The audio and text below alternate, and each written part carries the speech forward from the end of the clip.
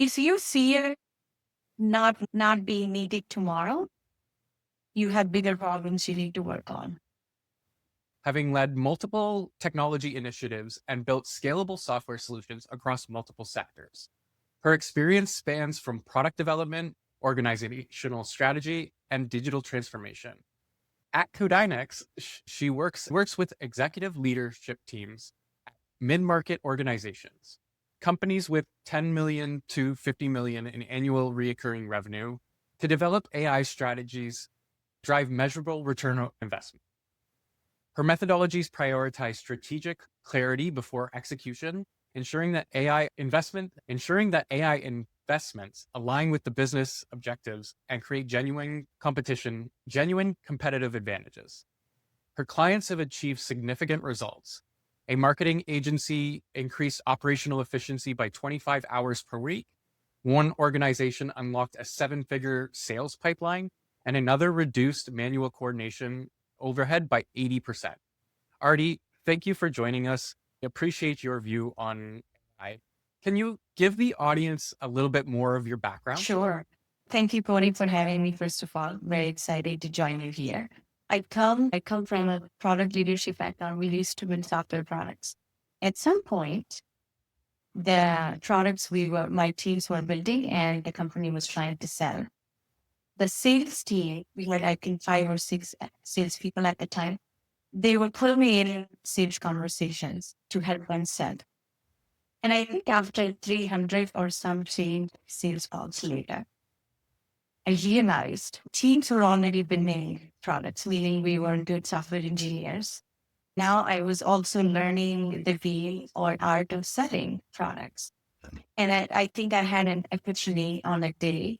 I should just go do that for myself. So that's how I left my 9 to 5 and I started doing my own business. And the first question I had to answer was, what the heck do I want to sell?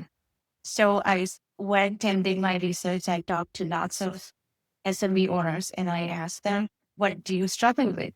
What do you do on a day to day? And a common theme emerged. And it was everybody who was running a small, medium business, they would wear 10 different hats on a single day. And that's all they knew. That's the art and science of business that they had been exposed to and they thought that was normal. And I hated the sound of it. I hated how it looked on a piece of paper in real life. And I was like, I'm never going to do that. So the question became, well, how are we going to do this thing? So then AI and automation came along and I started going deeper and deeper. And that's how I think I found the golden use that I was looking for. And I honestly think if people just sat in silence long enough and they would let their thoughts marinate on the problems that they're trying to solve, they don't have a solution there. The issue is most of us are so distracted and there's just too much going on. We never sit quietly. And so that was the process and the whole work I had to do on myself before I would get there. And that's how I started selling to SMEs. Very quickly, as we got more success and we got more customers, there was another period in last year, 2025, I think it was mid-year. I had like 50 clients. I was not happy. I'm like, what am I doing wrong? Okay. So then I had to figure out what are the winners in what we are trying to sell or have tried to sell. We picked one winner and that's what we were selling. And very quickly we got introduced to bigger organizations with 500 plus employees, 5 different departments, bigger problems, complexity as they are trying to scale. It was just very obvious to me we had solutions to their problems. So that's how we started targeting organizations and we're showing 50 million plus and it was just we haven't looked back. Can you speak to that a little bit? Like sometimes you have to choose your clients in order to grow. Because most entrepreneurs start small wearing the many hats, conception of growing doesn't exactly scale with them. Can we break that down? Like why can we break down why that is? Why there's so little ability to go control? Yeah, that's really anybody and everybody in life. I think we tend to operate that way. And I came up with a quote that I still keep very close to my heart. If you see her, I may not remember it word to word, but the gist is, if you see her not being needed tomorrow, you have bigger problems you need to work on. You want control because when someone says they need you, you feel relevant. And if tomorrow they tell you we can get it done without you, you will not feel as relevant as you did. What If it's something I don't like, then go ahead and take it away. it's a trap. And I honestly think anybody who wants to use any piece of technology, especially first thing you need to learn is to let go. Because we cannot put a piece of technology in where there is not a process that can work without you. Firstly, you have to detach yourself with the idea that you need to be needed by everybody in your company to stay relevant. That's first, you're not a good leader if you think that way. And second, as a leader, your time is the most precious entity in your business because that's going to decide where you spend your time today and where the company is going 20 years from now. If you don't sit down and have a vision and take the time to decompress and think about other things that people in your company who are in day to day, they can't have the time to think about that. That's your job as a leader. And that makes you the most expensive resource and asset in your company. I do remember the question I was going to ask. Why is it better to prioritize some clients over others? Yes. The way I do this for myself and in my company is I have a artist's idea day on a piece of paper. I'm still not there. I'm still working towards it, but that's my vision on when the company scales, how do I want to live on a day to day? And then I reverse engineer from there. What am I doing today? Is it taking me in that direction or are we digressing from where we need to go? So on that ideal day, I have things that I do when I wake up before I need to get my kids ready for school. While they're gone and I have 6 hours to myself, where, and what am I doing? How am I doing this? How many people I have working with me on that thing? And then when the work day ends, where am I spending my time? Is it recreation? Is it with my kids, taking them to swimming classes, all that good stuff? That's my vision. That's what I'm going. For me to be able to go towards that vision, I don't think I need a number of clients. I need a certain MRR with the Y% of profit. And that's a simple metric I choose. If we do that, and based on what we are trying to sell, our core offer and our backend offer, how many clients do I need on a month-to-month basis? How many of them are monthly recurring clients? And if that happens, that's how that's the exercise and meditation and journaling I have to do to go from 15 to now less than 6 a month. And we're hitting those numbers consistently. So it's really what does your ideal day look like? For you to be able to fulfill that in your business, how many people do you need on the team? How much are they going to get paid? What is your profit margin after you pay everybody else? Those are the things. So what I really need to figure out is what would I love to sell and fulfill for free, but now instead I'm going to get paid a really high figure because I have that expertise. And when I jump on sales calls and when I fulfill, I am more like a partner to my clients, not just a vendor who wants to sell you something.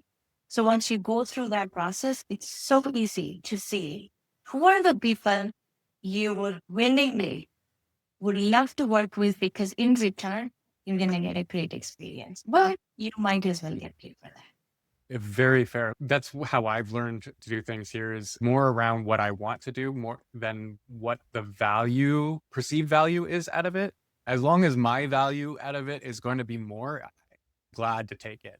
People don't do experiences enough to be able to take advantage of that. And I like my day to be mostly like sitting doing nothing or thinking or researching or some along those lines. I don't want to be working. So it's interesting to see businesses starting to be built around how you want your life to be instead of how a business is supposed to Right.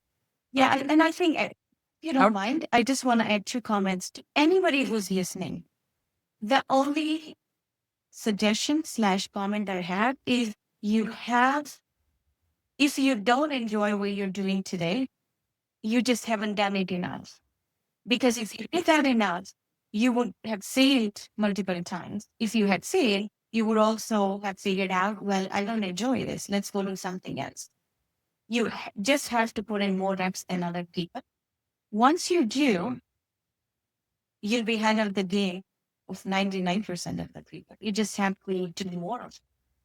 Very fair. And you have to experience the failure to really know things. Well, and the success, I guess. So my career started as like the typical career path. Like my parents told me, this is what you should go do it. And I followed that path and was very successful in it and hated every minute of it.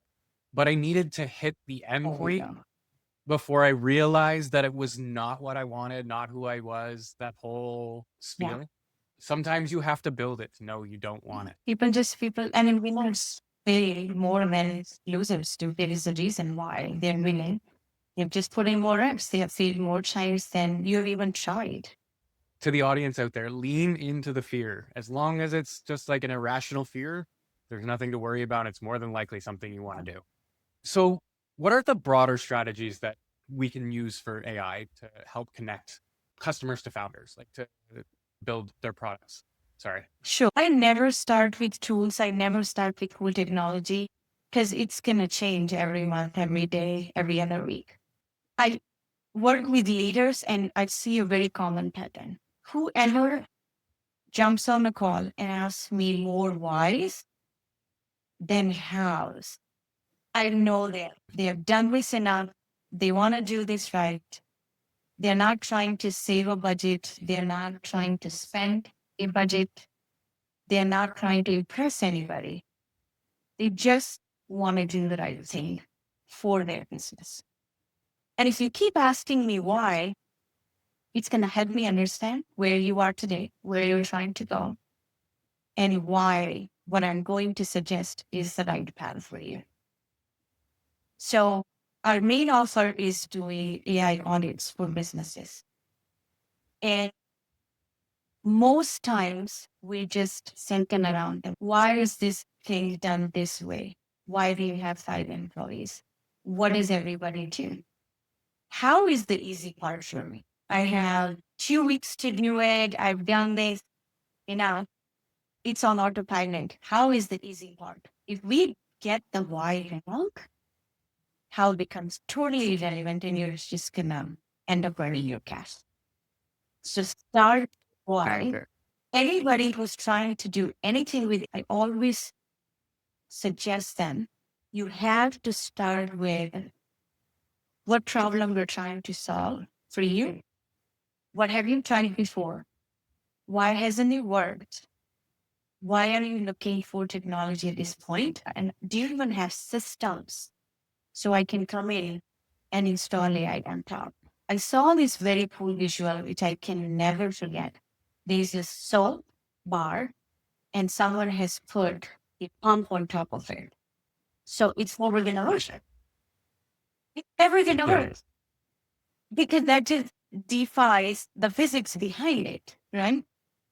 And that's Yes, it how does. I think about it. I can install 5 cool systems, but they don't have any ROI in your business. So let's stop wasting our time. Why do founders always jump at the shiny thing? Well, because they're shiny for a reason. And it's working. And it's part of our DNA. And it's that's why it's easy, right? Shining things and we only decided it's also second. Okay. This is really basic. And I think when most people in your audience, when they hear it, they're gonna be like, aha.